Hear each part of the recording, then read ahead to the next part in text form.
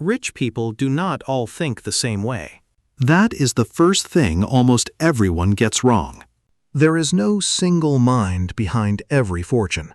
The tech founder, the heir, the investor, the factory owner. They think in completely different ways. How someone got their money shapes their mind far more than how much they have. And yet, when researchers study people who build wealth from nothing, the same patterns appear again and again. Not rules, not magic, tendencies. In the next 15 minutes, we will walk through what those patterns actually are, and just as importantly, where they break down. Let us be honest about something before we begin. Most videos about how the rich think are selling you a fantasy. They promise a secret mindset that turns thoughts into millions. That is not what the research says. These are statistical tendencies measured across thousands of people. Many people with the so-called rich mindset never become wealthy. And many wealthy people lack most of these traits entirely. So treat what follows as a map of probabilities, not a promise. With that understood, let us look at what the data actually shows. 3 sources sit underneath most of what we know. Thomas Corley spent years studying the daily habits of self-made millionaires. Steve Siebold interviewed more than 1,200 wealthy people. And Housel mapped the behavior behind money in his book. Their findings overlap in striking ways. Let us start with the pattern that matters most. Pattern 1. They think in decades, not days. Most people measure money in weeks and paychecks. Wealth builders measure it in decades. They understand the strange power of compounding. Compounding is when your gains begin to produce their own gains. It looked slow, almost boring for a very long time. And then it becomes explosive. The single most powerful force here is not return. It is time. Time in the market beats timing the market. Consistent small actions, repeated for years, outperform brilliant timing. This is why patience is not a personality trait here. It is a financial strategy, a powerful sense of agency. Psychologists call it an internal locus of control. It is the deep belief that you create your life, rather than life simply happening to you. Most people, when something goes wrong, look outward. The economy, the boss, the circumstances, the luck. High-agency people look for the part they can control. This pairs with what researchers call an abundance mindset. They tend to see opportunities where others see only limits. Where one person sees a closed market, another sees an unmet need. But here is the balance that keeps it from becoming delusion. They expect to succeed while preparing for setbacks. Optimism about the destination, realism about the road. There is a subtle trap inside this pattern, though. High agency can curdle into blaming people for their circumstances. The honest version holds 2 truths at once.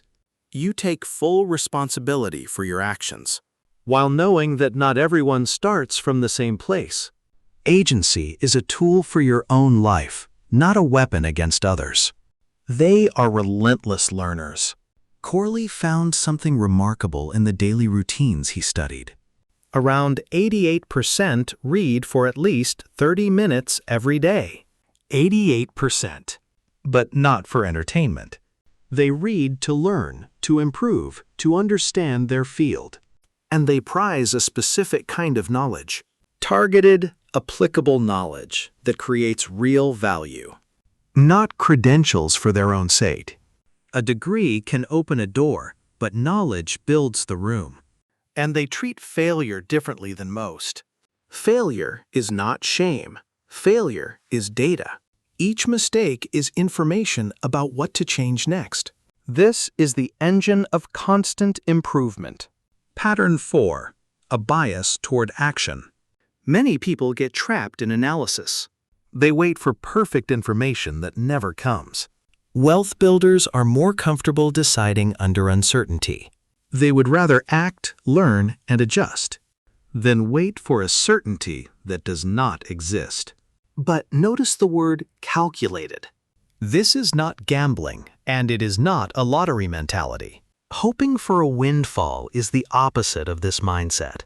They take informed risks with the odds understood, and they often use leverage, other people's money, other people's time, systems that scale. They focus on creating value at scale, not just on saving pennies and cutting costs. You cannot shrink your way to a fortune. Money is a tool, not the goal. This one surprises people. Many of the wealthiest people think about money less emotionally, not more. They see it logically as a means to an end. Money buys freedom, options, time, and the ability to solve problems, not primarily status or consumption or emotional security. And here is the quiet habit underneath many fortunes. They live below their means. Wealth, Housel argues, is largely what you do not spend. The income you see is not wealth, it is spending. Real wealth is the money you keep and invest. It is invisible by design. The car not bought, the upgrade declined, the investment kept. There is a famous distinction here between rich and wealthy. Rich is the spending you can see. The cars, the watches, the visible signals of money. Wealthy is the spending you chose not to do. It is freedom held in reserve, invisible to everyone around you. The richest-looking person in the room is often the least wealthy, and the quietest one may own half the building. Disciplined optimism. Corley found that around 88% describe themselves as optimists. They genuinely believe that anything is possible. But optimism alone is just a feeling. What makes it powerful is the discipline attached to it. Daily goals, weekly goals, to-do lists, routines. Many rise early and protect their mornings. They build systems so that progress does not depend on motivation. And they pay close attention to who surrounds them. They seek out growth-oriented, ambitious people. Because the people around you set the ceiling on your thinking. You become the average of the rooms you choose to stand in. Pattern 7. Resilience and persistence. They develop a comfort with discomfort. The willingness to sit in difficulty without quitting. Building anything meaningful means years of resistance. Rejection, failure, doubt, and slow progress. What carries them through is often not willpower alone. It is that they love the work or find deep purpose in it. When you love the climb, the mountain feels different. Purpose turns endurance into something almost effortless. Now, here's a distinction most people miss entirely. Getting rich and staying rich are two different skills. They almost require opposite personalities. Getting wealthy demands optimism and risk-taking. You have to bet, to push, to believe. But staying wealthy demands the reverse. Frugality, humility, and a quiet paranoia about losing it all. Housel calls this the central tension of money. The mindset that builds a fortune can also destroy it. Survival comes first. You cannot compound what you have lost. The ones who last learn to switch gears. Bold in the building, careful in the keeping. Underneath all of these patterns sit a few deeper ideas. The first is the growth mindset, studied by Carol Dweck. The belief that ability is built, not fixed at birth. If skill can grow, then effort is never wasted. The second is delayed gratification. The capacity to trade a small reward now for a larger one later. It is one of the most studied predictors of long-term success. And the third is older than all the research. It is a thread of Stoic philosophy. Focus on what you can control. Let go of what you cannot. Build virtue through action, not through outcome. And stay steady when fortune turns against you. These ideas are thousands of years old for a reason. But now we have to turn the picture over. Because everything so far has a darker side. Social psychologist Paul Piff studied how wealth changes behavior. And his findings complicate the heroic story. On average, higher wealth and status correlate with a greater sense of entitlement. A stronger belief that one simply deserves more. In some settings, researchers measured slightly reduced empathy, a small drop in compassion as status rose. And here is the part that should make us humble. Lower-income people often show greater emotional attunement because interdependence and vigilance sharpen the reading of others. When you need your neighbors, you learn to read them well. In lab experiments, higher status even predicted small ethical shortcuts. Minor self-prioritizing behaviors, measured under controlled conditions. These are group averages, not verdicts on any individual. The effects are often modest, and they can reverse. Self-made and inherited wealth can produce very different psychologies, and many wealthy people are deeply generous and community-minded. Affluence brings its own pressures too. Achievement stress, isolation, and the strange loneliness of having more. Inherited wealth tells a different story again. Growing up with money can build deep confidence in security. Or it can quietly remove the very struggle that builds resilience. The same inheritance produces wildly different people, depending almost entirely on how they were raised around it. Which tells us the mindset is taught, not transferred with the money. There are other realities the habit books rarely mention. Luck, timing, skills, and networks play enormous roles. Two people with identical mindsets can end up worlds apart, simply because of where and when they started. And then there is survivorship bias. We study the winners because the winners are visible. The thousands who had the same habits and failed are invisible. Their stories were never written down.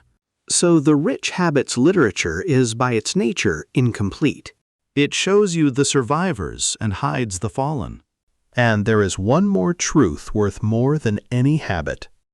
Beyond a certain point, more money stops buying happiness. The returns diminish, and the chase can quietly cost you everything else. Learning what enough means may be the rarest skill of all. So where does that leave us? The patterns most tied to building lasting wealth are clear. Agency, disciplined long-term action, constant learning. Value creation, and emotional mastery over money. Being the master of money rather than being mastered by it. And the genuinely good news is that these are learnable. Not perfectly, and not equally, but to a real degree. Daily reading. Goal systems. Savings discipline. Reframing setbacks as data. Expanding how you see opportunity. These are practices, not gifts you are born with. Start absurdly small if you have to. 30 minutes of reading. One automated transfer to savings. One decision today made for the version of you 10 years out. The compounding that builds money also builds the mind. Small actions repeated quietly rewrite who you are. But adopting them guarantees nothing. And wealth by itself confers neither wisdom nor peace. The most satisfying lives tend to blend several things at once. Financial security, yes, but also relationships, purpose, and health. Areas where mindset matters at least as much as money. So take the patterns seriously, but hold them lightly. Use them as tools, aligned with your own values and your own life. Because the behavior and the psychology matter enormously. But they always operate inside a larger web of luck, timing, and meaning. Build the mindset. Stay grounded in what actually matters. If this gave you something real to think about, stay with us. Because understanding how the mind works is where every fortune truly begins.